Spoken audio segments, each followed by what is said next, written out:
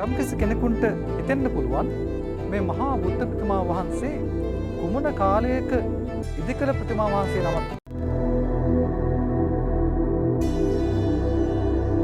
මේ කාලේ ජීවත් වෙන කලා ශිල්පීන්ට ඕනෑතරම් තාක්ෂණය තියෙනවා. ඕනෑතරම් යන්ත්‍ර සූත්‍ර තියෙනවා. නමුත් මේ කාලවකවානුවේ නිර්මාණය කරන බොහෝමයක් බුද්ධ ප්‍රතිමා ඒවායේ ගුණාත්මක භාවයෙන් සැලකිය යුතු මට්ටමකින් ඊන වෙලා තියෙන ස්වරූපයක් වෙනවා.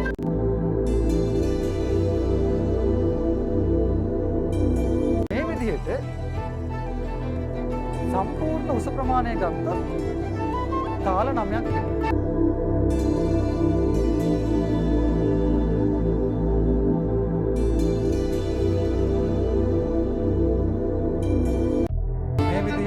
නවතාල ක්‍රමයට නිර්මාණය කරපු තවත් ප්‍රතිමා අපේ රටේ තියෙනවා. දැන් අපි මෙතෙක්කල් රැඳී හිටිය රැස්වෙහෙරේ ඒ ඓතිහාසික ප්‍රතිමා වහන්සේ නවතාල ක්‍රමයට තමයි නිර්මාණය කළේ.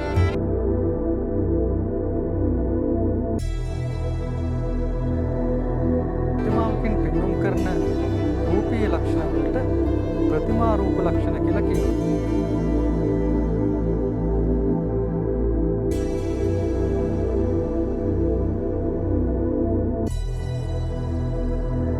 දැන් අපිට අවස්ථාවක් සැලසෙනවා අවුකන ප්‍රතිමා වහන්සේගේ අන්තර්ගත මහා පුරුෂ ලක්ෂණ මොනවාද කියලා උපෝදවන්න.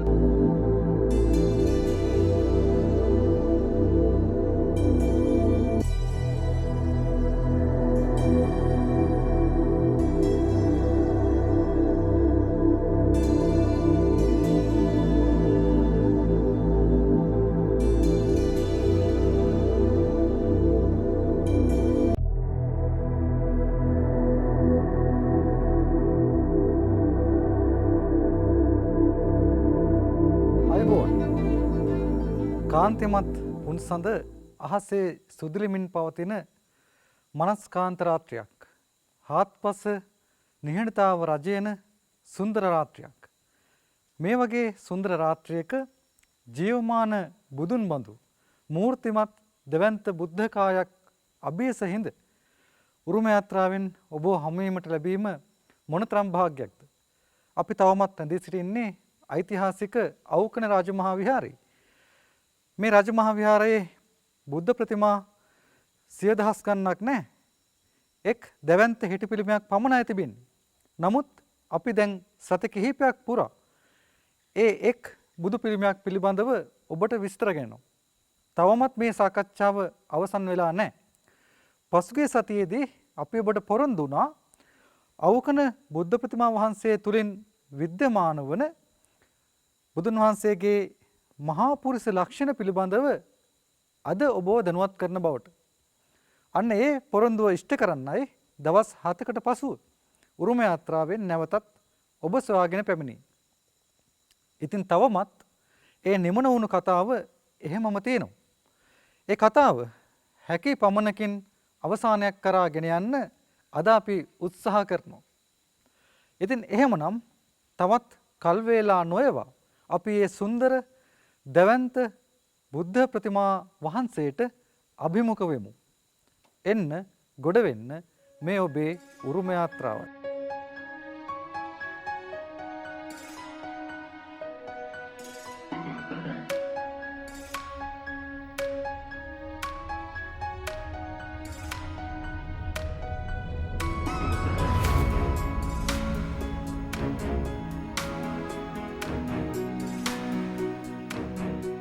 ලක්කන සූත්‍රයේ සඳහන් වෙන දෙතිස් මහා පුරුෂ ලක්ෂණ පිළිබඳව පසුගිය සතියේදී අපි ඔබට යම් සිහිපත් කිරීමක් කළා.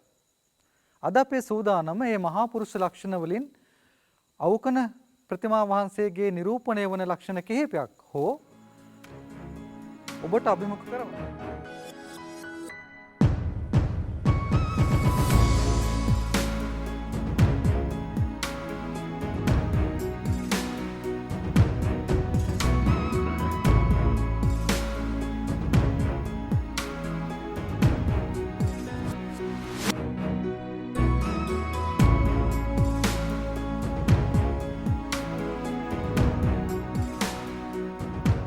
උන්වහන්සේගේ ඇතැම් මහා පුරුෂ ලක්ෂණ ප්‍රතිමාවක් මගින් නිරූපණය කරන්න පුළුවන්. වගේම තවත් සමහර මහා පුරුෂ ලක්ෂණ ප්‍රතිමාවකින් ප්‍රකටව දක්වන්න හැකියාවක් ලැබෙන්නේ නැහැ. ඒ නිසා නිරූපණය කිරීමට හැකියාවක් තියෙන මහා පුරුෂ ලක්ෂණ අතුරිනුත් තෝරාගත් ඇතැම් ලක්ෂණ තමයි මූර්ති ශිල්පියෝ තමන්ගේ බැතිමතුන්ට ඉදිරිපත් කරන්න උත්සාහ ගත්තේ. දැන් අපි මේ ප්‍රතිමාව දිහා පාදාන්තයේ සිට බැලුවොත් එයින් ලක්ෂණ කිහිපයක් ප්‍රකටව පේන ආකාරය දැක් ගන්න පුළුවන්. උදාහරණයක් විදිහට උන්වහන්සේගේ ශ්‍රී පාද ආශ්‍රිතව මහා පුරුෂ ලක්ෂණ කිහිපයක්ම තියෙනවා. එයින් පළවෙනි ලක්ෂණය තමයි උන්වහන්සේගේ ශ්‍රී පාදවල යටිපතුල් සමතලයි. අපි දන්නවා සාමාන්‍ය මිනිසයන්ගේ පාදයක් බිමට ස්පර්ශ වෙන ආකාරයෙන් තැබුවම ඒ පාදයේ ඉදිරිපස සහ පිටුපස කොටස් පොළවට ස්පර්ශ වෙනවා. නමුත් මැද තියෙන කොටස පොළවට ස්පර්ශ නොවන ආකාරයට තමයි පිහිටලා තියෙන්නේ. මැදින් ඇතුළට නෙරා ගිය ස්වරූපයකින්. ඒ නිසා උන්වහන්සේගේ ශ්‍රී පාද වල යටිපතුල් වල සාමාන්‍ය පුද්ගලයෙකුගේ වගේ දූවිලි රජස් ආදිය ස්පර්ශ වෙන්නේ නැහැ, තැවරෙන්නේ නැහැ. දෙවෙනි ප්‍රකටව පෙන්න මහා පුරුෂ ලක්ෂණය තමයි දික් වූ විලුඹ ඇති බව. සාමාන්‍ය පුද්ගලයෙකුට වඩා කැපී පෙනෙන ආකාරයෙන් පිටුපසට නෙරා ගිය විලුඹ වලින් යුක්ත බව තමයි මේන් කියවෙන්නේ. දැන් මේ අවකන ප්‍රතිමාවේ ශ්‍රී පාද දෙපසට ගිහින් නිරීක්ෂණය කළොතින් ඒ දික් වූ විලුඹ ලක්ෂණය කැපී පෙනෙන ආකාරයෙන් මූර්තිමත් කරලා තියෙන ආකාරය කෙනෙක්ට දැක ගන්න පුළුවන්. ඒ තවත් මහා පුරුෂ ලක්ෂණයක්. ශ්‍රී පාද ආශ්‍රිතව තියෙන තුන්වෙනි මහා පුරුෂ ලක්ෂණය තමයි ඒ ශ්‍රී පාදවල මතු පිට තලය හොඳින් මසින් වැසී පිරී ගොස් තිබෙන ආකාරය. පිරී ගිය මතු පිට පතුල් ඇති බව. ඒ මහා පුරුෂ ලක්ෂණය පෙන්눔 කරන්න මේ අවකන ප්‍රතිමාවේ ශ්‍රී පතුල් වලත් මතු පිට ඉහළ කොටස් උන්නතව දක්වන ආකාරය දැක් ගන්න පුළුවන්. ඒ විතරක් නෙවෙයි, සිව්වන මහා පුරුෂ ලක්ෂණයකුත් ශ්‍රී පාද ආශ්‍රිතව පිහිටනවා. ඒ තමයි තරමක් ඉහළින් පිහිටන්නා වූ ගොප් ඇටයකින් සමන්විත වීම.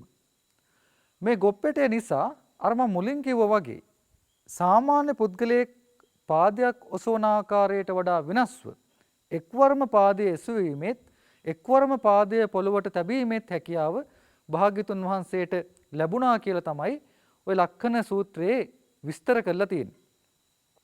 දැන් මේ ප්‍රතිමා වහන්සේගේ පාද දෙපැත්තෙන් නරඹන කෙනෙකුට ඒ පාදවල තරමක් ඉහළින් පිහිටා තිබෙන වෘත්තාකාර සලකුණක්, වෘත්තාකාර නෙරුමක් දකින්න පුළුවන්. ඒ තමයි ඒ ඉහළින් පිහිටන්නා වූ ගොප් ඇටය. මහා පුරුෂ ලක්ෂණ අතර තියෙන තවත් සුවිශේෂී හඳුන්වා දීමක් තමයි නිග්‍රෝධ පරිමණ්ඩල රූපකාය. නිග්‍රෝධ කියලා කිව්වේ නුගනේ, නුගගස්. එතකොට මේ නුගගහක ආකාරයේ තියෙන රූපකාය. මොකද්ද නුගගහක ආකාරයේ තියෙන රූපකාය කියලා කියන්නේ? අපි දන්නවා නුගගසක හාත්පස ව්‍යාප්තලා තියෙන පරිමණ්ඩලයකින් සමන්විතයි. ඒ කියන්නේ අතු මණ්ඩලයකින් සමන්විතයි. ඒ අතු මණ්ඩලයේ ව්‍යාප්තිය නුගගහේ උසට සාපේක්ෂයි. ඒ කියන්නේ නුගගහේ උසත් ඒකේ අතුපතර විහිදීමත් අතර අන්‍යෝන්‍ය සාපේක්ෂ සම්බන්ධයක් තියෙනවා. උසට ගැලපෙන හාත්පස ව්‍යාප්තියක් තියෙනවා. අන්න ඒ වගේ බුදුන් වහන්සේගේ ශ්‍රී දේහයත් උසට ගැලපෙන මහතින් යුක්තයි. මහතට ගැලපෙන උසකින් යුක්තයි. අපි මේක හඳුන්වන්න ආරෝහ පරිණාහ දේහ සම්පත්තිය කියන වචනයත් භාවිතා කරනවා. ඒක තවත් මහා පුරුෂ ලක්ෂණයක්.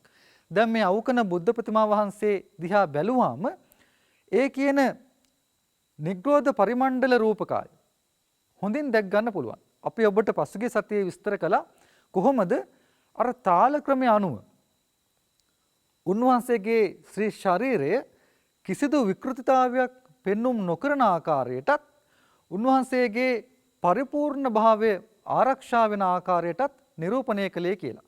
ඒ නිසා මෙතෙන්දී අපිට කියන්න තියෙන්නේ ඒ නිග්‍රෝධ පරිමණ්ඩල රූපකාය නිරූපණය කිරීම සඳහා ප්‍රතිමා නිර්මාණය කිරීමේදී අනුගමනය කරපු ප්‍රතිමා ප්‍රමාණ මූලධර්ම නිසියාකාරයෙන් අනුගමනය කිරීම උපකාර කරගෙන තියෙනවා කියන එකයි.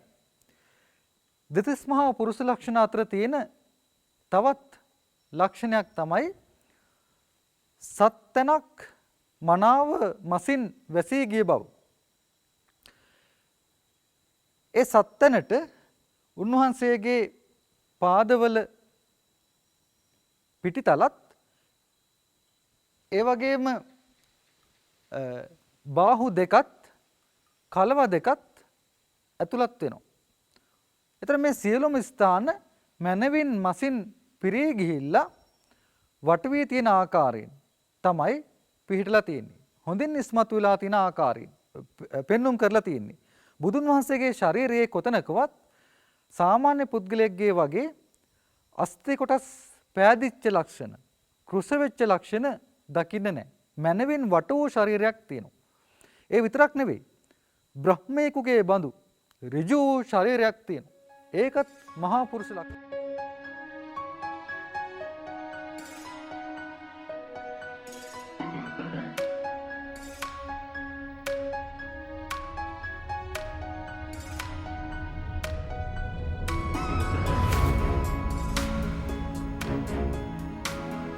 සාමාන්‍ය පුද්ගලයෝ ඔවුන්ගේ ශරීරවල නොයෙකුත් දුර්වලතා විකෘතිතා ප්‍රකට කරනවා. ඇතැම් අය පැත්තකට හැරිලා ගමන් කරනවා. තවත් සමහර අය ඉදිරියට නැඹුරු වෙලා ගමන් කරනවා. තවත් අයගේ ශරීර කුදු වෙච්ච ස්වරූපයක් පෙන්눔 කරනවා. මේ ආදී නොයෙකුත් විකෘතිතා තියෙනවා. නමුත් භාග්‍යවතුන් වහන්සේගේ ශරීරය එහෙම නැහැ. උන්වහන්සේගේ ශරීරය ඍජුයි. උන්වහන්සේ බොහොම ඍජුව ගමන් කරන උත්තමයෙක්. ඒ විතරක් නෙවෙයි. තවත් මහා පුරුෂ ලක්ෂණයක් තමයි මනාව පිරී හිසකින් යුක්ත වීම. මනාව පිරී නලල් තලයක් සහිත හිසකින් යුක්ත වීම. මෙන්න මේ කියන පරිපූර්ණ ලක්ෂණත් මේ අවකන බුද්ධ ප්‍රතිමාවේ දකින්න පුළුවන්. අපි ඔබට මීට පෙරත් මතක් කළා අවකන ප්‍රතිමාවේ මුහුණ වටකුරු මනවින් පිරී ගිය කම්මුල් සහිත තරමක් දිගටි අණ්ඩාකාර ස්වරූපයක් ගන්නා බව. ඒ වගේම දෙතිස් මහා පුරුෂ ලක්ෂණ අතර තියෙන මනාව වටකුරු වූ ගෙල මේ ප්‍රතිමාවෙත් දකින්න පුළුවන්. මේක විස්තර කරලා තින්නේ හරියට රන් කලසක කරක් වගේ කියලා. රන් කලසක කරක් වගේ. රන් කලස කියන එක අර බුදුන් වහන්සේගේ චවි වර්ණය විස්තර කිරීම සඳහා උන්වහන්සේගේ ස්වර්ණ වර්ණ සමේ පැහැය විස්තර කිරීම සඳහා භාවිතා කරලා තියෙන උදාහරණයක්. ඒ රන් කලසේ කර වගේ තමයිලු බුදුන් වහන්සේගේ ගෙල මනවින් වක්‍රව පිරී ගිය ආකාරයෙන් පිහිටා තිබෙනවා. ඒ වගේම දෙතිස් මහා පුරුෂ ලක්ෂණ අතර දකින්න තියෙන ඊළඟ වැදගත් ලක්ෂණය තමයි ඌර්ණ රෝම ධාතුව. ඌර්ණ රෝම ධාතුව අතිශය සුදු පැහැයෙන් දක්ෂිනාවෘතව කැරකී තිබෙන බව තමයි බෞද්ධ සාහිත්‍යයේ සඳහන් කරලා තියෙන්නේ. දැන් මෙතනට එන කෙනෙකුට නම් එකපාරටම ඌර්ණ රෝම ධාතුව අඳුර ගන්න අමාරුයි. ඒ නමුත් අපි පසුවට විස්තර කරන විදියට මේ අවකන බෝධි ප්‍රතිමා වහන්සේගේ දෙබැම අතර නලල් තලයේ මැද ඌර්ණ රෝම ධාතුව කැටයම් කරලා තියෙනවා. ඒ විතරක් නෙවෙයි. අග්බඹුරු හිසකෙසුත් දෙතිස් මහා පුරුෂ ලක්ෂණ අතර අන්තර්ගත කරලා තියෙන අවස්ථා තියෙනවා. දකුණට කැරකේ ගිය වෘත්තාකාර හිසකෙස්. අවකන පිළිමේ ඊටා ප්‍රකටව මේ මහා පුරුෂ ලක්ෂණය අන්තර්ගතයි. ඇතැම් අය මේ හිස මුදුනේ පිහිටා තිබෙන සිරස්පත දෙතිස් මහා පුරුෂ ලක්ෂණ අතුරින් එකක් විදිහට සලකන්න උත්සාහ කරන බව පේනවා. මහාචාර්ය චන්ද්‍රා වික්‍රමගමගේ මේ සාවද්‍ය භාවිතය පිළිබඳව ඔහුගේ ලිපි ලේඛනවල කරුණු දක්වලා තියෙනවා. නමුත් සිරස්පත කියලා කියන්නේ දෙතිස් මහා පුරුෂ ලක්ෂණයක් නෙවෙයි. සිරස්පත පසු කාලීනව බුදුන් වහන්සේගේ ප්‍රඥාව සංකේතවත් කිරීම සඳහා බුද්ධ ප්‍රතිමාවට අමතර වශයෙන් එක් කරපු අංගයක්. ඒක අදාළ වෙන්නේ අසීති අනුව්‍යංජන කියන කොට්ටාශයට. බුදුන් වහන්සේගේ අනුව්‍යංජන ලක්ෂණ 80ක් තියෙනවා. ඒවා තමයි අසීති අනුව්‍යංජන කියලා කිව්වේ. ඒ අසීති අනුව්‍යංජන වල 80 වෙනි ලක්ෂණය තමයි සිරස්පත. පාලි මූලාශ්‍රවල මේකට භාවිතා කරලා තියෙන්නේ වෙනත් නමක්. ඒ තමයි රන්සි චූලාමණි. රන්සි චූලාමණිය කියලා කිව්වේ අර හිස මුදුනේ උෂ්ණීෂය මත පිහිටා තිබෙන්නා වූ ප්‍රඥා ශිඛාව නිරූපණය කරන්නා වූ සිරස්පත. මේ ආකාරයේ නොයෙකුත් මහා පුරුෂ ලක්ෂණ අවකන බුද්ධ ප්‍රතිමාව ආශ්‍රිතව අපිට දැක් ගන්න පුළුවන්. ඉතින් මේ කෙටි හැඳින්වීමෙන් අනතුරුව අපි සූදානම් වෙන්නේ ප්‍රතිමා වහන්සේ සමීපයටම ගිහිල්ලා සාමාන්‍ය බැතිමතෙක්ගේ සාමාන්‍ය වන්දනාකරුවෙක්ගේ අවධානයෙන් පහසුවෙන් ගිලිහි යන ඇතැම් සියුම් නිරූපණ පිළිබඳව ඔබව දැනුවත්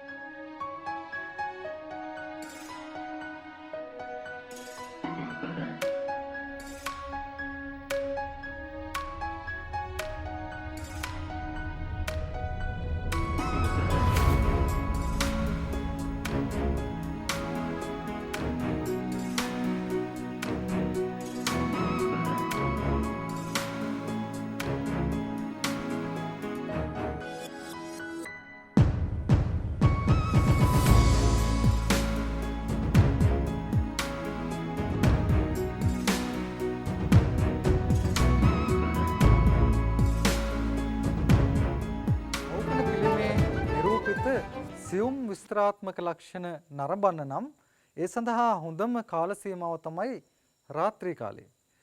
දවල්ට මෙතනට එන නරඹන්නෙකුට හිරුවෙලිය නිසා මේ සියුම් විස්තරාත්මක ලක්ෂණ එක්වරම නොපෙනී යන්න පුළුවන්. නමුත් රාත්‍රී කාලයේ මේ රාත්‍රී ආලෝකයෙන් ඒ ඊටම සියුම් ලක්ෂණ හොඳින් කැපී පේනවා, ඉස්මතු වෙලා පේනවා. ඉතින් ඒ නිසා අපි යෝජනා කරන්නේ රාත්‍රී කාලයේ අවකන්ට ඇවිල්ලා මේ ප්‍රතිමාව හොඳින් නරඹන්න කියලා. ඒ ලක්ෂණ මනවින් අධ්‍යයනය කරන්න හොඳම තැන තමයි මම මේ රැඳී ඉන්න ස්ථානය. මෙතන ඉඳලා අවකන පිළිම දිහා බැලුවම මේ පිළිමේ ප්‍රතිරූපයක් හරස්කඩක් දැක් ගන්න පුළුවන්. අර කාය ව්‍යච්ඡේද විද්‍යාව පිළිබඳ හොඳ දැනීමක් තියෙන වෛද්‍යවරයෙක් ශරීරය පිළිබඳ කරන මනා විස්තරයක් වගේ මේ ශිල්පියත් මනුෂ්‍ය ශරීරයේ තියෙන උන්නත අවනත ලක්ෂණ ඉතාම හොඳින් වටහාගෙන ඒවා නිරූපණය කිරීමට සමත්කම් දක්වලා තියෙනවා. ඒ බව හොඳින් පේනවා. මේ බුදුන් වහන්සේගේ පපු ප්‍රදේශය, ඒ වගේම කුස ප්‍රදේශය සහ උන්වහන්සේගේ පාද නිරූපණය කරලා තියෙන ආකාරය. දැන් උන්වහන්සේගේ පපු ප්‍රදේශය පිරිගිය ස්වරූපයෙන් පෙන්눔 කරලා තියෙනවා. ඒ වගේම උන්වහන්සේගේ උදරය තරමක් ඉදිරියට නිරාගය ස්වරූපයකින්, උන්නත ස්වරූපයකින් දක්වලා තියෙනවා. නමුත් ඒ අධික නිරායාමක්, අධික උන්නත භාවයක් නෙවෙයි. නැවතත් උන්වහන්සේගේ නාභිය ප්‍රදේශයේදී තරමක් අවනත ස්වරූපයක් අරගෙන තියෙනවා. එයින් පසුව අර බඳපටිය පැලඳ සිටින බව පෙන්눔 කිරීම සඳහා ඒ අදාළ ස්ථානයේ ඉන ප්‍රදේශයේදී නැවත වතාවක් ශරීරයේ උන්නතව දක්වනවා. උන්නත දක්වලා බඳපටිය අවසානයේ ඉඳලා ලිංග මූලයේ දක්වා වන ප්‍රදේශය නැවතත් අවනතවයි දක්වලා තියෙන්නේ. ලිංග මූල ප්‍රදේශයේ ඉඳලා ධනහිස් දක්වා වන කලාපය උන්වහන්සේගේ කලව නිරූපණය කරලා තියෙන කොටසේදී කලව මනවින් මසින් පිරී ගිය ආකාරය දක්වමින් නැවත වතාවක් උන්නතව දක්වනවා. ධනහිසේ ඉඳලා කෙන්ඩ දක්වා තියෙන කොටස දක්වන්නේ තරමක් දුරට අවනත වෙච්ච ආකාරයකට. මේ විදිහට ශරීරයේ එක් එක් ස්ථාන නිරාගොස් තිබෙන ආකාරය උන්නත සහ අවනත හැඩතල භාවිතා කරලා ඊටාම අපූර්වට මේ ශිල්පියා නිරූපණය කරලා තියෙන ආකාරය දැක් ගන්න පුළුවන්. ඒ නිසා මේ ප්‍රතිමාවට අර දරදඬු ස්වභාවයේ ඉක්මවලා ගියපු බොහොම සජීවී සප්‍රාණික තත්වයක් ආරෝපණය වෙලා තියෙන ආකාරය දැක් ගන්න හැකියාව තියෙනවා. ඒ විතරක් නෙවෙයි මේ ප්‍රතිමා වහන්සේගේ තවත් සූක්ෂම නිරූපණයක් තමයි ඌර්ණ රෝම ධාතුන් වහන්සේ. මම ඊට පෙරත්වොත් ඔබට කිව්වා අද යම්කිසි පුද්ගලයෙක් මේ ස්ථානට ඇවිල්ලා උන්වහන්සේගේ මුහුණ දිහා බැලුවොත් ඌර්ණ රෝම ධාතුව කැපී පෙනෙන ආකාරයෙන් දැක් ගන්න හම්බ වෙන්නේ නැහැ. චන්ද්‍ර වික්‍රමගේ මහාචාර්යතුමා එතුමා විසින් සම්පාදනය කරපු කෘතියකත් දක්වනවා ඇතැම් අය අවකන බුද්ධ ප්‍රතිමා වහන්සේගේ ඌර්ණ රෝම ධාතුවක් තිබෙන බව පවසනවා වුණාට Taman මේ බව දැකලා නැහැ කියලා. ඉතින් අපි ඊටාම සූක්ෂම විදිහට මේ උන්වහන්සේගේ ඇහිබෙම දෙබම අතරමැදි කලාපය ගවේෂණය කළොත් සමීපව නිරීක්ෂණය කළොත් ඒ ඌර්ණ රෝම ධාතුවේ ඡායා මාත්‍රික ලක්ෂණ අද උනත් දැක් ගන්න හැකියාව තියෙනවා. ඒකත් එක්තරා ආකාරයක සියුම් නිරූපණයක්. ඒ විතරක් නෙවෙයි. මේ ප්‍රතිමාවේ දකින්න තියෙන වැදගත්ම ලක්ෂණයක් තමයි උන්වහන්සේ පොරවා සිටින චීවරයේ දුහුල් ස්වરૂපය දැක්. ඒ දුහුල් ස්වરૂපය දක්වන්නේ චීවරයේ තුලින් ශරීරය ඉස්මතුව පේන ආකාරය නිරූපණය කිරීමෙන්. දැන් අපි මීට පෙර ඔබට ඉදිරිපත් කරපු රැස්වැහෙර ප්‍රතිමාවේ චීවරය මේ විදිහේ සියුම් බවක් දුහුල් බවක් නිරූපණය කරන්නේ නැහැ. ඒක බොහොම රළු දරදඬු බවක් පෙන්වන චීවර නිරූපණයක්.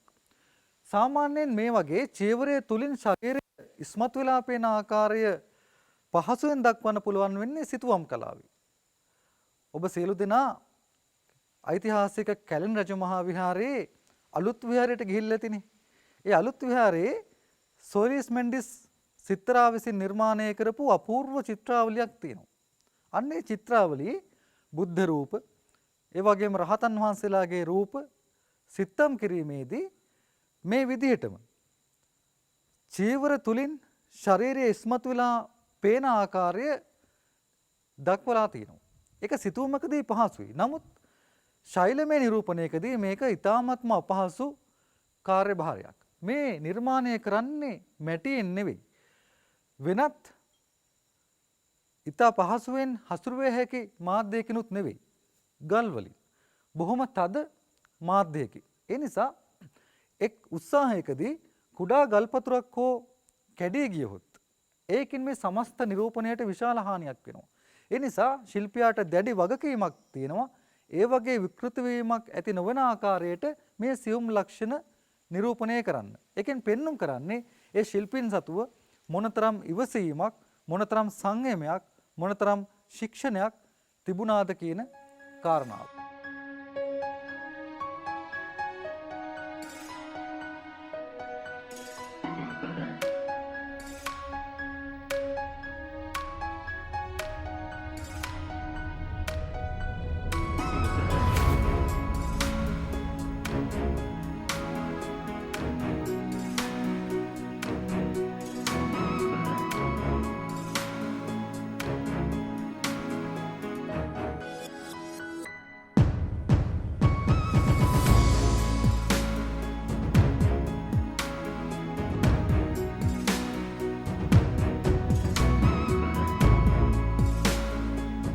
තුලින් ශරීරයේ මතුවී පෙනෙන ආකාරය නිරූපණය කිරීමේදීත් උපක්‍රමයක් වශයෙන් ඔහු භාවිතා කරලා තියෙන්නේ අපි අර කලින් කිව්ව උන්නත සහ අවනත නිරූපණ.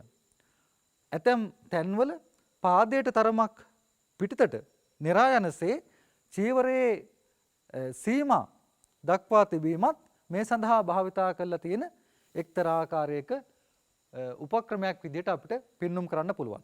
ඒ වගේම මේ ප්‍රතිමාවේ දකුණතේ අත්ල හොඳින් නිරීක්ෂණය කළොත් ඒ අත්ලේ තියෙන සියුම් රේඛා ලක්ෂණ පැහැදිලිව දැක් ගන්න පුළුවන්. ඒක මේ පිළිමේ සමීපයට ඇවිල්ලා ඒ දිහා බලන කෙනෙකුට දකින්න තියෙන ස්වරූපයට වඩා බොහොම සජීවීව ඒ ආසන්නයේ සමීප රූපයක් අරන් බලන කෙනෙකුට දැක් ගන්න හැකියාව තියෙනවා. ඒ විතරක් නෙවෙයි. උන්වහන්සේගේ ශ්‍රී හස්තේ ඇඟිලි පුරුක් දක්වා තිබෙන ආකාරය. ඒ ඇඟිලි අග අර සාමාන්‍ය පුද්ගලයෙක්ගේ ඇඟිලි තුඩු වගේ නැමී ගොස් තිබෙන ආකාරය. පාදවල ඇඟිලි තුඩු අවසානයේ තියෙන ඉහළට නෙරා යාමේ ලක්ෂණ. ඒ ඇඟිලිවල මැද උස් මට්ටම වෙනස් වෙලා තියෙන ආකාරය. මේ සියල්ලම මේ පිළිමේ නිරූපණය වෙන ඊටාම සියුම් නිරූපණ ලක්ෂණ. මේ සාකච්ඡාවේදීම මම කෙටියෙන් හෝ උන්වහන්සේගේ සිරස්පත පිළිබඳවත් වචනයක් සිහිපත් කරන්න ඕනි.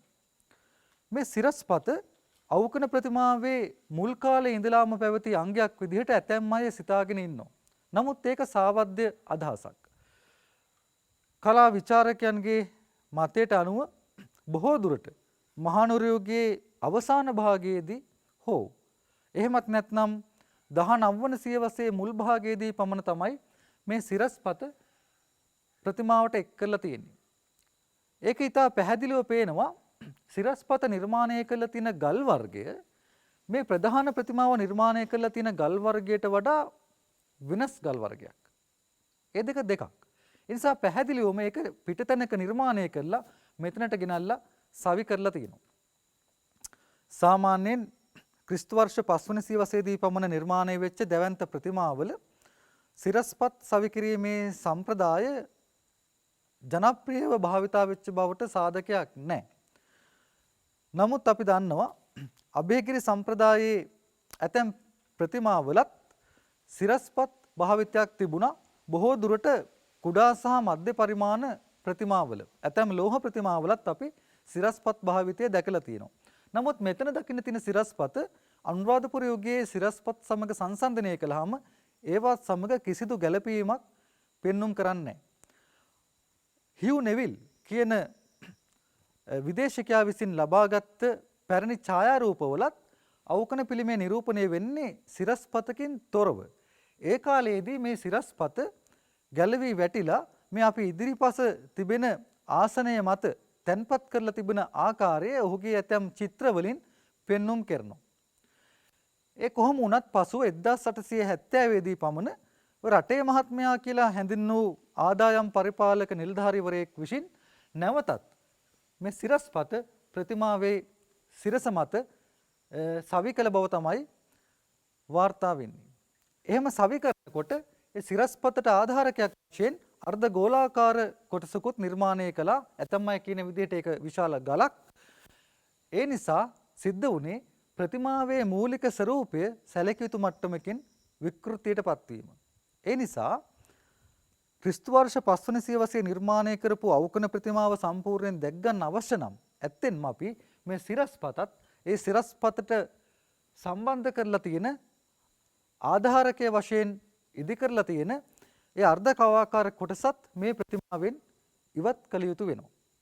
ඉතින් අවකන පිළිමය පිළිබඳ කරන අධ්‍යයනවලදී ඔබ හොඳින් මතක තියාගන්න ඕනේ මුල් ප්‍රතිමාවට ඒ සිරස්පත හෝ දැනට අර උෂ්ණීෂයේ පෙනෙන අර්ධ කවාකාර කොටස ඇතුළත් නොවුණු බව. උෂ්ණීෂය ප්‍රකටව පෙන්눔 කිරීම අභයගිරි සම්ප්‍රදායේ ප්‍රතිමාවල ලක්ෂණයක්. උෂ්ණීෂය ප්‍රකටව පෙන්눔 නොකිරීම මහා විහාර සම්ප්‍රදායේ ප්‍රතිමාවල ලක්ෂණයක්. ඒ නිසා ඇතැම් විට මේ අවකන බුද්ධ ප්‍රතිමාව මහා විහාර සම්ප්‍රදායට අයිති උනාය කියලා හිතන්න වැඩි ඉඩකඩක් තියෙනවා. කොහොමත් ධාතුසෙන් රජුරුවන්ගේ මාමා වෙච්ච මහානා මහාමුදුරුවෝ මහා විහාරයට අනුබද්ධිත දික්සඳ පිරිවෙනේ වැඩ වාසය කළ බව තමයි බොහෝ දෙනාගේ පිළිගැනීම. ඒ නිසා එවැනි තේරවාදී මූලස්ථානයක වැඩ වාසය කළ හිමිනමකගේ ඥාති පුත්‍රයෙක් විසින් නිර්මාණය කරපු ප්‍රතිමාවක් අභයගිරි සම්ප්‍රදායෙන් යුක්ත වෙයි කියලා හිතන්නත් අමාරුයි.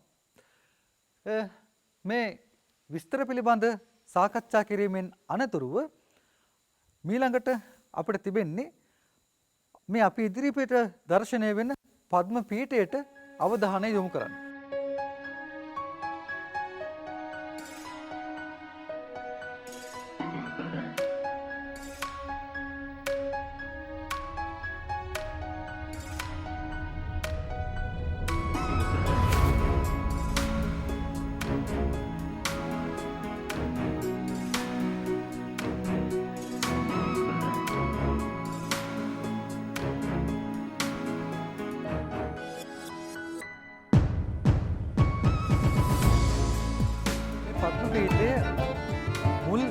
ඉදිකිරීමට අයිති අංගයක් නොවන බවත් එය පසුකාලීනව එක්කල අංගයක් බවත් අපි ඔබට මීට පෙර ආතුව ප්‍රකාශ කළා. 1950 දශකයේදී පමණ මහාචාර්ය පරණවිතාන විසින් මේ පද්මපීඨය ආශ්‍රිතව කැණීමක් සිද්ධ කළා. ඒකට මුල් වෙච්ච හේතුවක් තිබ්බා.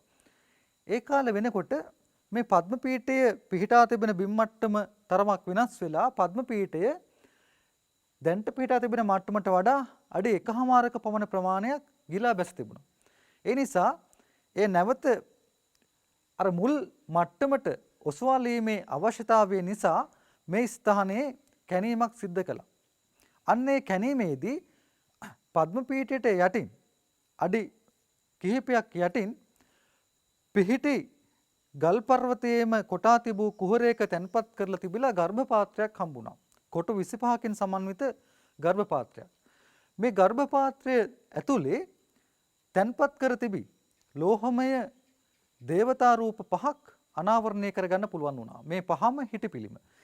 ඒ ගර්භ පාත්‍රයේ මැද තැන්පත් කරලා තිබුණේ හිස් 3කින් සමන්විත අත් 4කින් යුක්ත හිටි දේවතා රූපයක්. ඒ දේවතා රූපය හිස් 6කින් සමන්විත ඉදිබුවෙකුගේ පිට මත නැග සිටින ආකාරයෙන් තමයි නිර්මාණය කරලා තිබුණේ.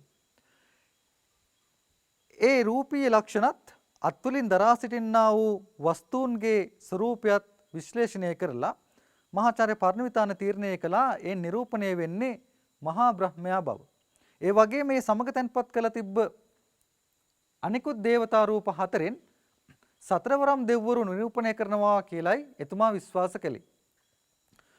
ඒ අතරින් නැගෙනහිර දිශාවට අධිපති ඉන්ද්‍රගේ රූපය එක් රූපයක්. ඉන්ද්‍ර නැගෙනහිර දිශාවට අධිපති. ඒ වගේම ඔහු වර්ෂාවට අධිපති.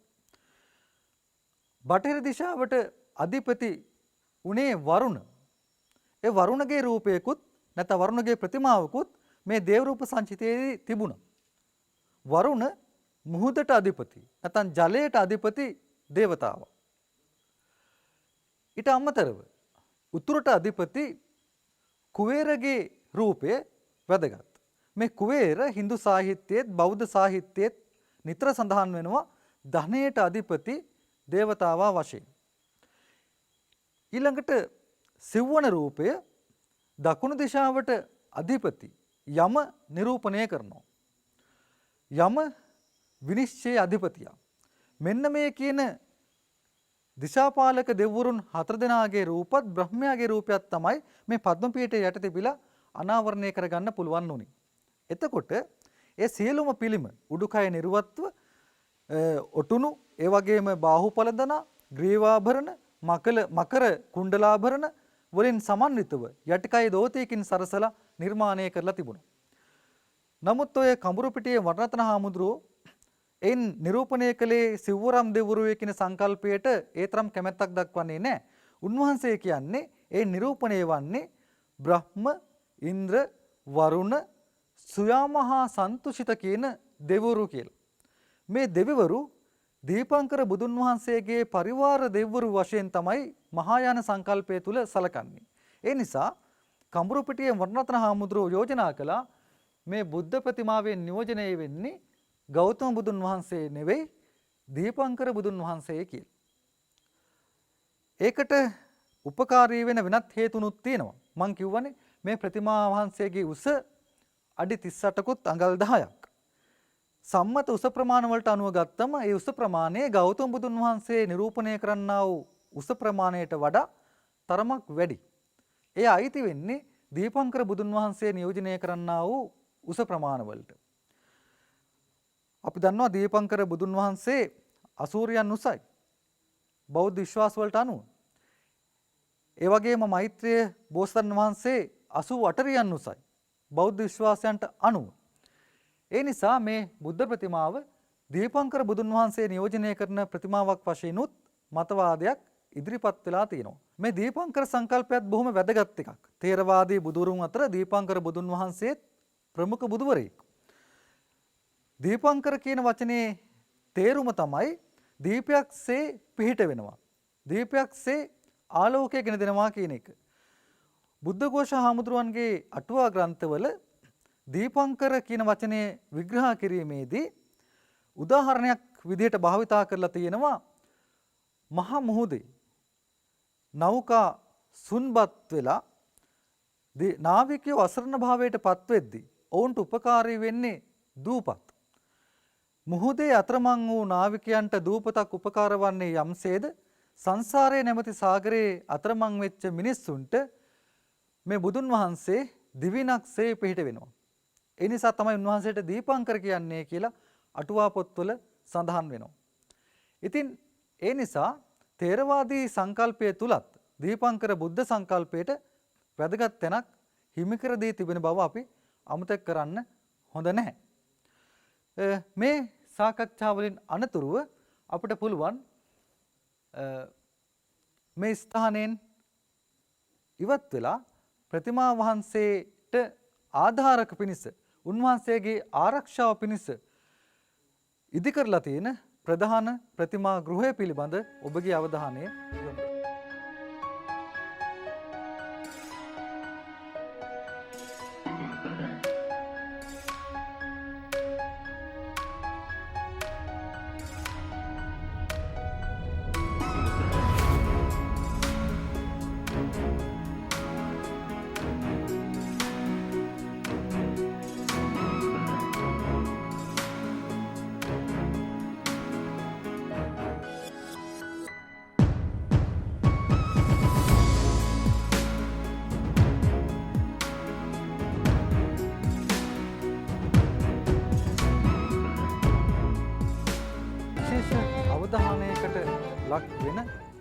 විශේෂ අවධානයකට ලක් විය යුතු බුද්ධ ප්‍රතිමා වහන්සේලා සඳහා ආවරණ ගෘහ ඉදිකිරීමේ සම්ප්‍රදායක් ලාංකේය බෞද්ධ ආරාමික වාස්තුවිද්‍යාව තුළ ක්‍රියාත්මක වුණා.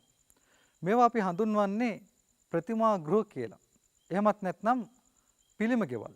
පාලියෙන් කියනවා පටිමාඝර කියලා.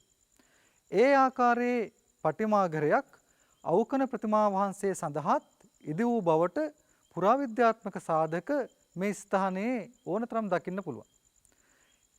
ගෞරවය නිසා මේ ප්‍රතිමා ගෘහය ඉදි වුණා නම් ඒ සඳහාත් හේතු තිබ්බා. එක් පැත්තකින් මේ අවකන බුදුන් වහන්සේ දේවාති දේව නැත්නම් බ්‍රහ්මාති බ්‍රහ්ම සංකල්පය මූර්තිමත් කරන ප්‍රතිමා වහන්සේ නමක් විදිහට ඇතැම් උගතුන් හඳුන්වා දෙනවා. ඒකට හේතුවක් තමයි අර පද්ම පීඨයේ යට තිබිලා හම්බ වෙච්ච බ්‍රහ්ම සහ දේව රූප. මේ තරම් දැවැන්ත බුදු පිළිමයක් යට ඊට කුඩා ප්‍රමාණයේ බ්‍රහ්ම සහ දේව රූප තැන්පත් කිරීමේ අරමුණ. එයින් සංනිවේදනය කරපු අදහස බුදුන් වහන්සේගේ දැවැන්ත භාවය, දෙවරුන්ගේ බ්‍රහ්මයන්ගේ ශුද්‍ර භාවය නිරූපණය කිරීමයි කියන එකයි ඒ උගතුන්ගේ අදහස. ඒ නිසා අවකන ප්‍රතිමාව දේවාති දේව බ්‍රහ්මාති බ්‍රහ්ම සංකල්පය භෞතික රූපීව නිරූපණය කරනවා කියන අදහස අපිට එක්වරම බැහැර කරන්න බෑ. ඊට අමතරව ඇතැම් අවස්ථාවලදී අභ්‍යන්තරික සහ බාහිර හේතු මගින් ඇති කරන්නා වූ හායනකාරී තත්ත්ව වළක්වා ගැනීම සඳහා ආරක්ෂක උපක්‍රමයක් වශයෙන් ප්‍රතිමා ගෘහ නිර්මාණය කළා වෙන්නත් පුළුවන්. අපි දන්නවා මේ අපි ඉන්න කලාපය වීලි කලාපයක්. ඒ වීලි කලාපයේ වායුගෝලය නිරන්තරයෙන් දූවිලි අංශු ආදිය රඳා පවතිනවා. ඒ වගේම ඇතම් කාලවලදී සති කිහිපයක් පුරා වර්ෂාව ලැබෙනවා. මේ වගේ සංසිද්ධීන් හමුවේ ඊටමත් සියුම් විස්තරාත්මක ලක්ෂණ සහිත මේ ප්‍රතිමා ජීර්ණයට හායනයට ලක් වෙන්න පුළුවන්. දූවිලි වල ක්‍රියාකාරීත්වය, වර්ෂා ජලයේ ක්‍රියාකාරීත්වය, ඊළඟට ඍජුවම පතිත වෙන සූර්යාලෝකය වගේ නොයෙකුත් හේතුන් නිසා, හේතුකාරක නිසා. ඒ නිසා එවැනි හායනකාරක වලින් ප්‍රතිමා වහන්සේව ආරක්ෂා කරගන්නත් ගෘහයක අවශ්‍යතාවය ඇති වෙනවා. ඒ කොහොම වුණත් පුරාවිද්‍යාඥයෝ විශ්වාස කරන විදිහට මේ ප්‍රතිමා ගෘහය නිර්මාණය වුණේ බුද්ධ ප්‍රතිමා වහන්සේ නිර්මාණය කළා අවුරුදු 250ක් 300ක් විතර ගියාට පස්සේ. ඒකත් සාමාන්‍ය තත්වයක්. අපි දැකලා තියෙනවා ඇතම් ස්තූප සඳහා වටදාගෙවල් ඉදි වෙන්නේ මුල් ස්තූපෙ ඉදි කරලා අවුරුදු 600ක් 700ක් විතර ගියාට පස්සේ. මේ ප්‍රතිමා ගෘහය කොටස් දෙකකින් සමන්විත වන ආකාරයට ඉදි කළ බව පේනවා. එහි පහළ කොටස, ඒ කියන්නේ ප්‍රධාන කොටස නිර්මාණය කරලා තියෙන්නේ කපා සකසා ගන්නා ලද විශාල ගල් කුට්ටි භාවිතා කරලා. තිරස් සහ සිරස් ගල් කුට්ටි භාවිතා කරලා ආයත චතුරස්‍රාකාර රාමු නිර්මාණය වන ආකාරයට ප්‍රධාන තියරු තුනකට මේ පහත කොටස නිර්මාණය කරලා තියෙනවා. ඒ නිහල කොටස බොහෝ විට ගඩොලින් බැඳලා තිබෙන්නේ නැති කියලා තමයි පුරාවිද්‍යාඥයෝ විශ්වාස කරන්නේ.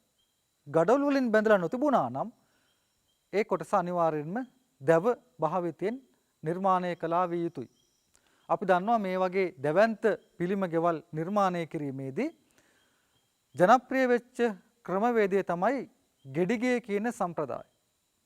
ගෙඩිගේ කියලා කිව්වේ සම්පූර්ණයෙන්ම ගඩොලින් ඉදි කරන්නා වූ ගෘහ. සම්පූර්ණයෙන් කියලා කිව්වේ පියස්සත් ඉදි කරන්නේ ගඩොල් වලින්. ඒ නිසා මේ ස්ථානයේ ගෙඩිගේ සම්ප්‍රදායේ පියස්සකින් යුක්ත ප්‍රතිමා ගෘහයක් තියෙන්නේ නැති කියලා පුරාවිද්‍යාඥයෝ අනුමාන කරනවා. ඒ කොහොම වුණත්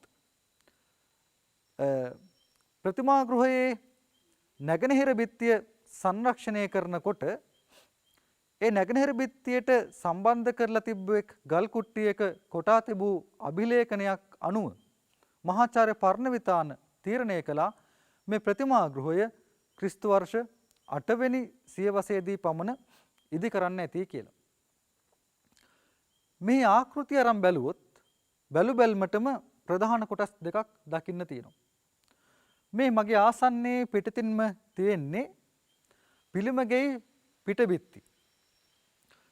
ඊළඟට ඇතුළතින් තවත් වටබිත්ති නිර්මාණය කරලා තියෙන ආකාරය දකින්න පුළුවන්. ඒවත් අර පිටබිත්ති නිර්මාණය කළා වගේම තිරස් සහ සිරස් ගල් කුට්ටි භාවිතා කරලා නිර්මාණය කරලා තියෙනවා. මේ කොටස් දෙකේම දොරටු සඳහා පහළ කොටසේ භාවිතා කරපු ශෛලමය උළුවහු වල අවශේෂ දැන්ටත් දකින්න පුළුවන්. ඇයි මෙහෙම කොටස් දෙකක්? ඒ කොටස් දෙකට අනුව ප්‍රධාන ප්‍රතිමා වහන්සේ ඇතුල් ගර්භයක වැඩ සිටින ආකාරයෙන් තමයි බැතිමතාට දර්ශනය වෙන්නේ. මේ කොටස් දෙක අතරමැද තිබෙනා වූ අවකාශය, මේ විවෘත අවකාශය භාවිතා වුණේ ප්‍රදක්ෂිණා පථයක් විදිහට. පසුකාලීන පිළිම ගෙවල් වල විශේෂයෙන් ඔය තිවංක වගේ පිළිම ගෙවල් වලත් මේ ආකාරයේ ප්‍රදක්ෂිණා පථ දකින්න පුළුවන්. දැන් අවුකන පිළිමය තුන් පැත්තකින් විතරයිනේ නිරූපණය කරලා තියෙන්නේ. පිටුපස පැත්ත ගලට සම්බන්ධ වෙලා තියෙන්නේ. ඒ නිසා බැතිමතාට පුළුවන්කම ලැබෙන්නේ තුන් පැත්තකින් වන්දනා කරන්න විතරයි.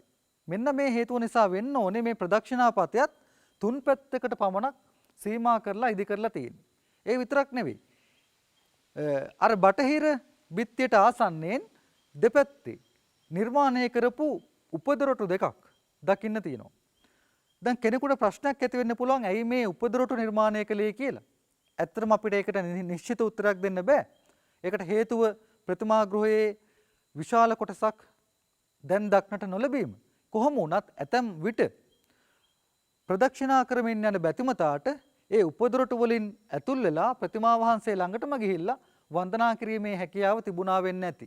එහෙමත් නැත්නම් මේ ප්‍රතිමා වහන්සේගේ තේවා කටයුතු සිද්ධ කරපු භික්ෂුන් වහන්සේලාට මේ විහාරස්ථානයේ නායක කාරකාදී ස්වාමින් වහන්සේලාට ඒ උපදොරටු වලින් ඇතුල් වෙලා ප්‍රතිමා වහන්සේ සමීපයට ගිහිල්ලා ඒ අවශ්‍ය කරන පුද පූජා තේවා කටයුතු සිද්ධ කරන්න අවසර තිබුණා වෙන්නත් පුළුවන්.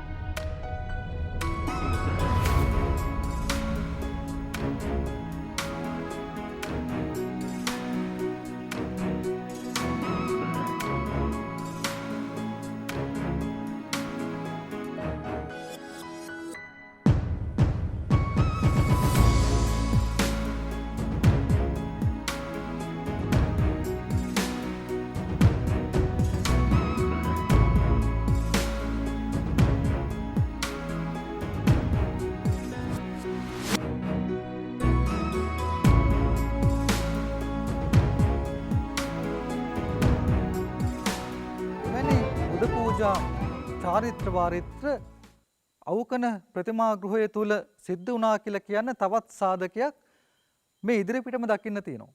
ඒක සිරිපතුල් ගල.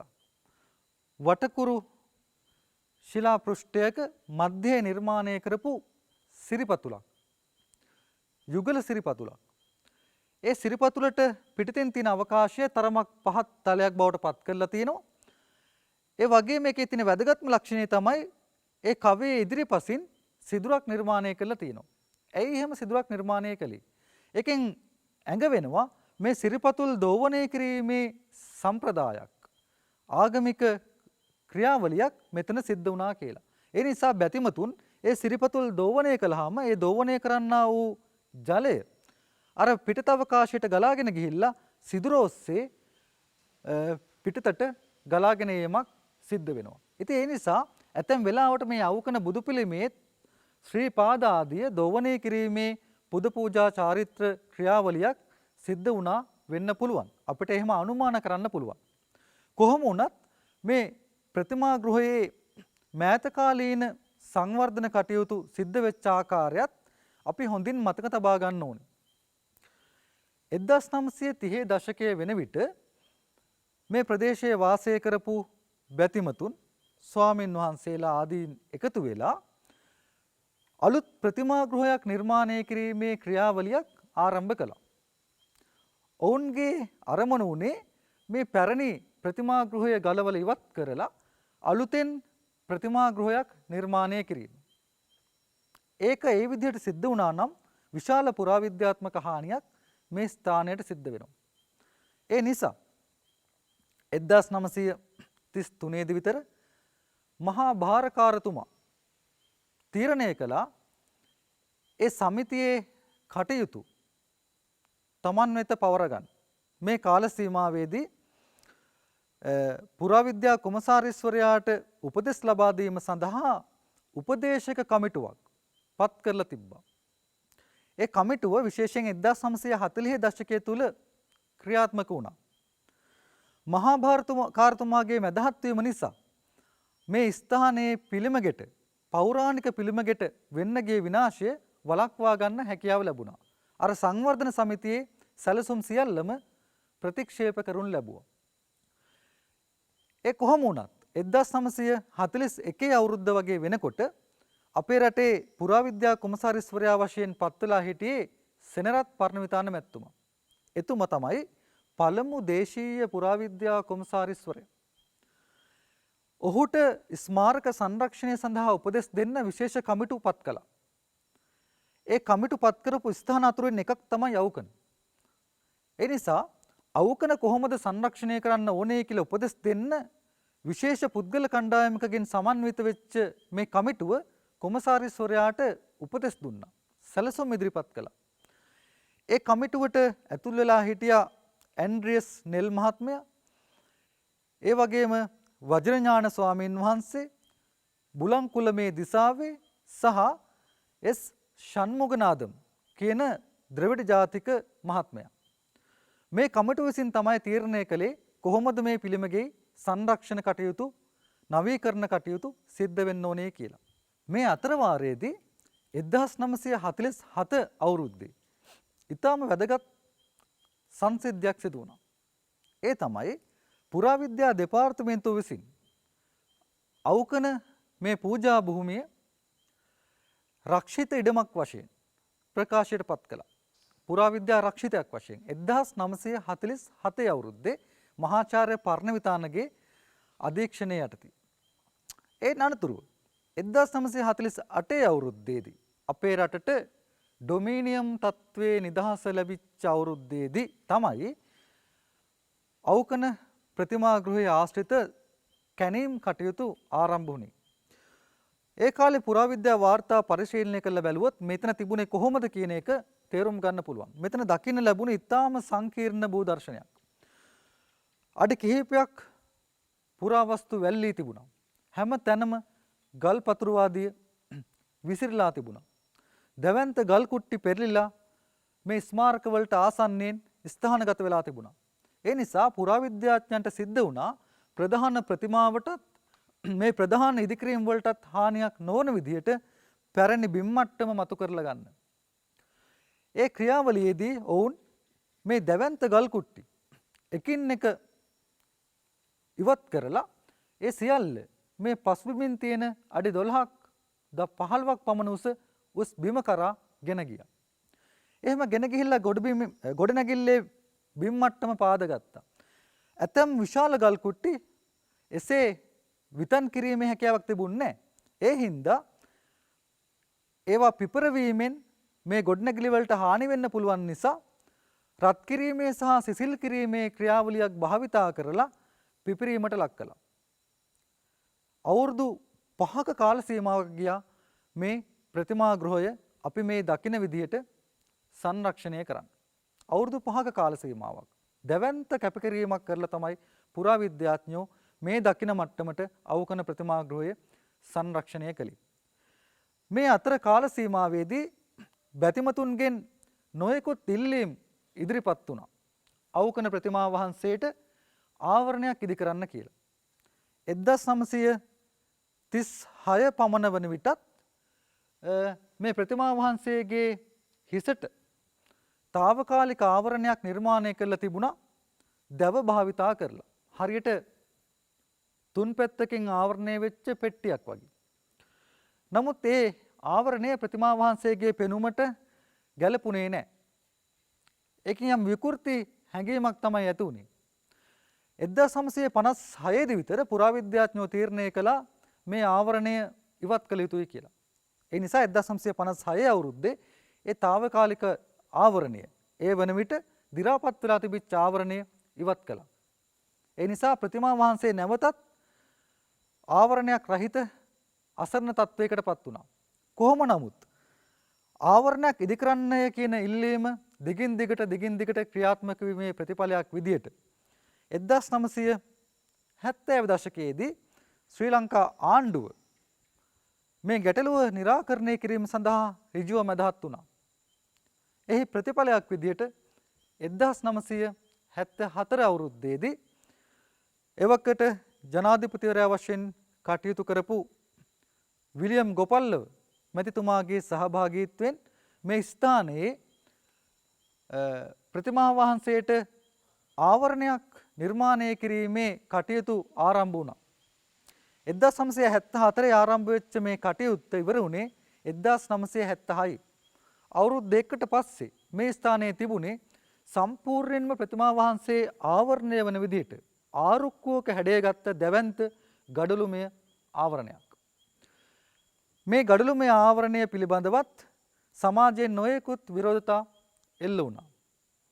ඒ නිසා 1978 අවුරුද්දේ ඒ ගඩොළුමය ආවරණයේ ආකෘතිය නැවතත් සංස්කරණය කරන්න පුරාවිද්‍යා දෙපාර්තමේන්තුවට සිද්ධ වුණා. කොහොම වුණත් යම් අවස්ථාවක මේ ආවරණය කඩා වැටිලා ප්‍රතිමා වහන්සේට හානි වෙන්න පුළුවන් කියන විරෝධය දිගින් දිගටම එල්ලවීමේ ප්‍රතිඵලයක් වශයෙන් පුරාවිද්‍යා දෙපාර්තමේන්තුවට සිද්ධ වුණා. අවසානයේදී මුළුමනින්ම මේ ගඩොළුමය ආවරණය ගලවා ඉවත් කරන්න. අද අපි අවකන ප්‍රතිමා ගෘහයේ ඇතුල් මාලේ අර ප්‍රදක්ෂිණා පතයට සම්බන්ධ ශෛලමය බිත්ති මත දකින ගඩොළු ශේෂ ඒ 1976 අවුරුද්දේ ඉදි කරපු ගඩොළු ආවරණයෙන් ඉතිරි වෙච්ච අවශේෂ. ඉතින් වර්තමානයේ වෙනකොටත් අවකන ප්‍රතිමා වහන්සේට ස්ථිර ආවරණයක් නැහැ. මීට අවුරුදු 7කට පමණ පෙර ආතුව රාජ්‍ය ඉංජිනේරු සංස්ථාවේ මැදහත් වීමත් සහිතව නිර්මාණය කරපු පැතලි පියස්සකින් සමන්විත මේ ආවරණයෙන් තමයි දැනට උන්වහන්සේ తాවකාලිකව පිහිට ලබන්නේ. නමුත් අපි දැනගන්න ඕනේ පැරණි කාලේ මේ ප්‍රතිමා වහන්සේ වැඩ සිටියේ ගෘහයක් තුල. අද වගේ විවෘතව උන්වහන්සේ දැකීමේ හැකියාවක් ඒ කාලේ තිබුණේ නැහැ. ඒ නිසා අපි නැවතත් ඒ පෙර පැවති ආරක්ෂාව උන්වහන්සේට ලබා දී යුතුව තිබෙනවා. අවුරුදු 1500කට ආසන්න කාලයක් වැස්සෙන් අධික උෂ්ණත්වයෙන් සතුරන්ගේ ක්‍රියාකාරකම් වලින් හෝ වෙනත් බාහිර හෝ අභ්‍යන්තරික උපද්‍රව්‍යකින් විනාශයටපත් නොවී උන්වහන්සේ ආරක්ෂා වීමම ප්‍රාතිහාර්යයක්. ඉතින් ඒ ප්‍රාතිහාර්ය අපි අනාගත પરම්පරාව සඳහා ඉතුරු කරන්න ඕනේ. ඒ නිසා උන්වහන්සේගේ ආරක්ෂාවට ගත හැකි සියලුම පියවර ගන්න අපි මදක්වත් පසුබට විය යුතු නැහැ. විශේෂයෙන් මතක් කරන්න ඕනේ මේ වර්තමාන පියස්ස ඉදිකලාට පස්සේ මේ ක්ෂේත්‍රයට අකුණු පතිත වීමේ අවදානම වැඩි වෙලා තියෙනවා.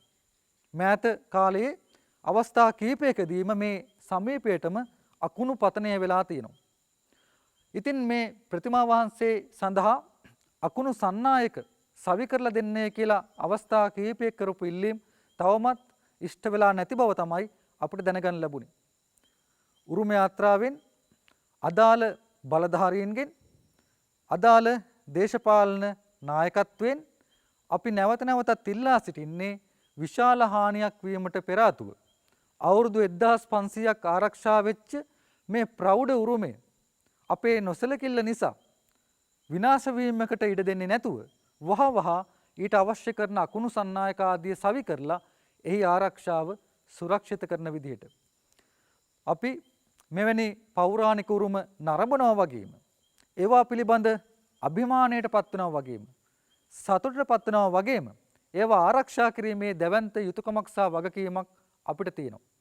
ඒ නිසා ඒ වගකීම පිළිබඳවත් ඔබට සිහිපත් කරමින් මේ අවුකන බුද්ධ ප්‍රතිමා වහන්සේ පිළිබඳව සති 4ක පමණ කාලයක් සිදු කරපු සාකච්ඡාව මෙතකින් අවසන් කරන්න අපිට අවසර දෙන්න.